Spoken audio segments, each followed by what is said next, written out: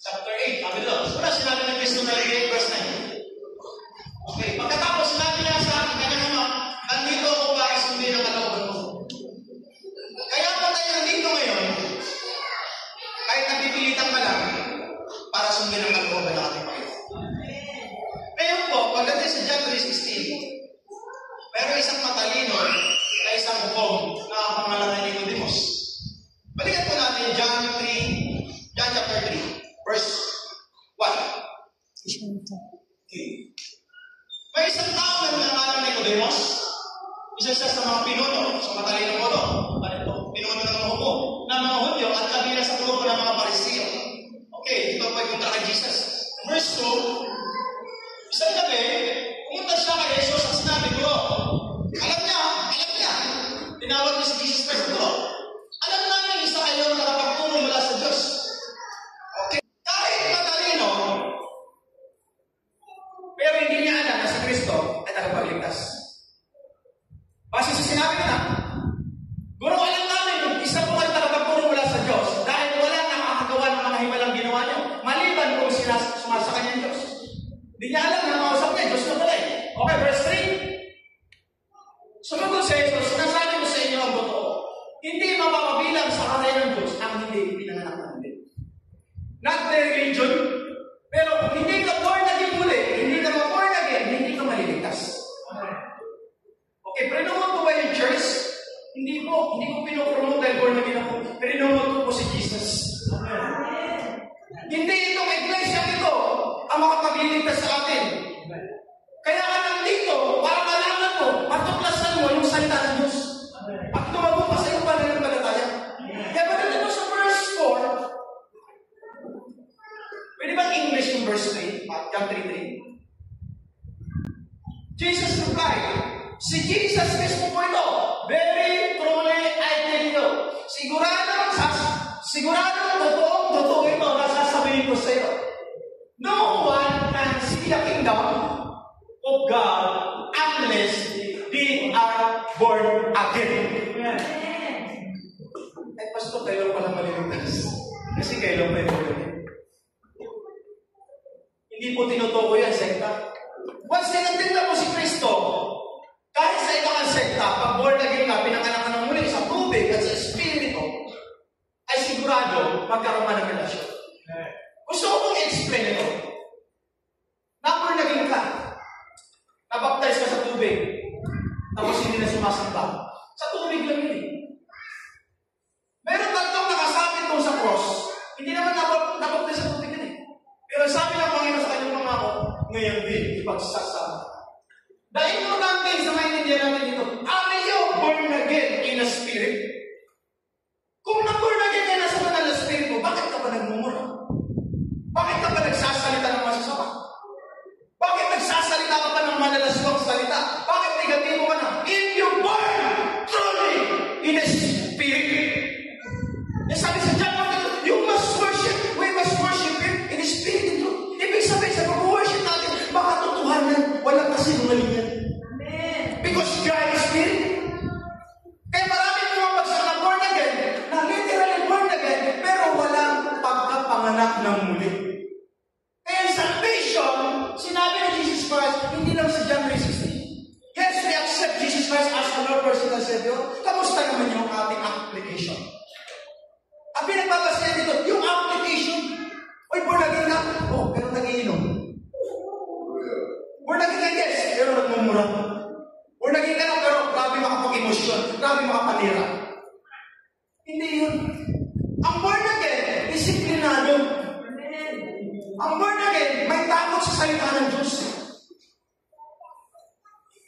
Members, okay, attenders, mga bago, members, disciple, servant.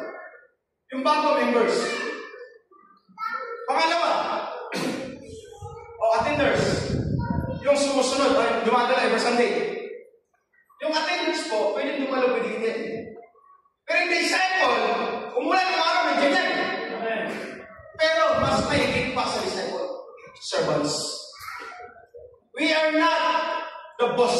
We are the servant of Jesus Christ. Amen. Ano ba yung servant to win soul and make disciple.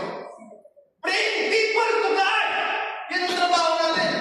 Palakpakan natin ang buhay ni Tristan. Ginagawa niya ito. Hallelujah, Tristan. Palakpakan natin ang buhay ni Louie. Tristan, ginagawa niya. Minsan hindi maintindihan ng tao. Bakit ang kulit-kulit mo? Ate ka na nga kayo. Bakit? Dahil alam ko na merong inferno. Yan talaga eh.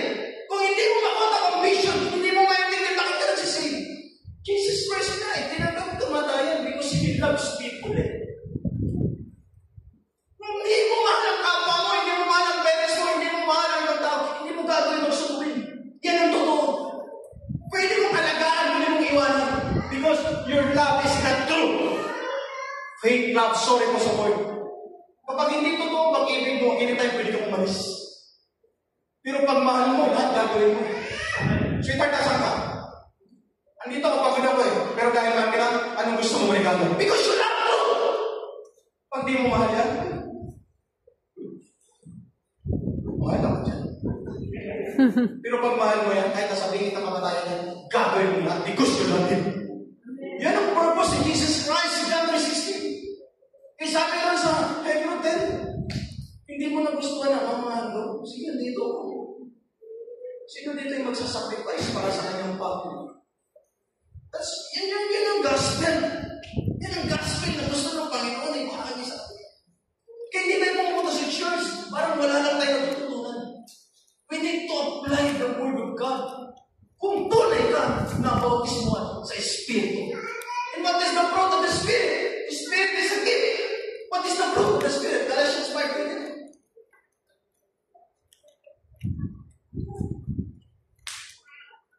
Ngunit ito ang bunga makikita sa tamang buhay, sa kapamilya ng Banal Espiritu. Mga kapatid, hindi po nagdodoktor. Siniserch niyo yung biblical. Sabi ko, Lord, ayoko makapag-contest.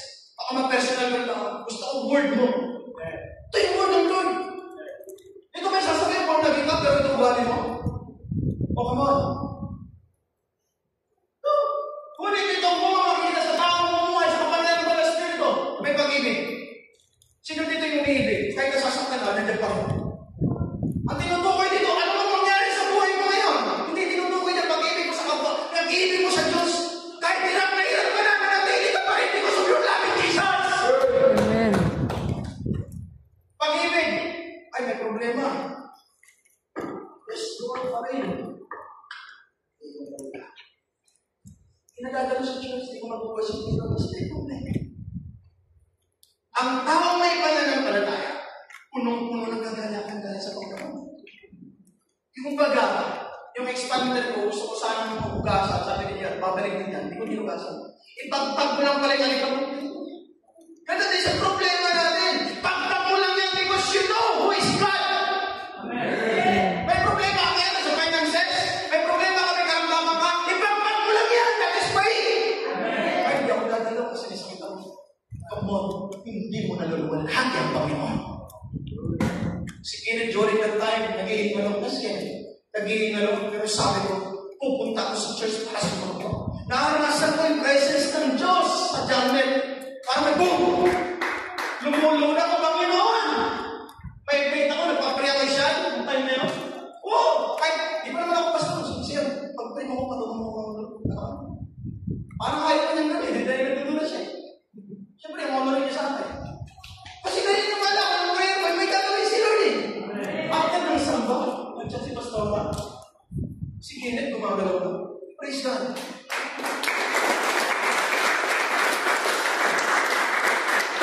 Problema ka? Ganun ka na. Problema ka, basta ka ng Biblia. Basta ka ng Biblia. Kaluluwa mo. Ako, sorry po kung naiintindihan niyo ako eh. Pag nagbabasa ako ng Bible, isa naluluwa ako. Emotional. Kasi napipili ko yung naranasan. Nandun ako sa loob ng Bible. Hindi mo ko maintindihan yung nasa labas na. Pero nasa loob ako maintindihan tayo. Kasi may magmadali na. We need knowledge, wisdom, understanding para yung mga tao. Para magpalain ka. Eh, grabe. Pag-ibig, kagalakan, kapayapaan, magtitis, kabutihan, kagandaan, katapatan. Are you faithful? Are you faithful? Amen. Di ba siya kanina?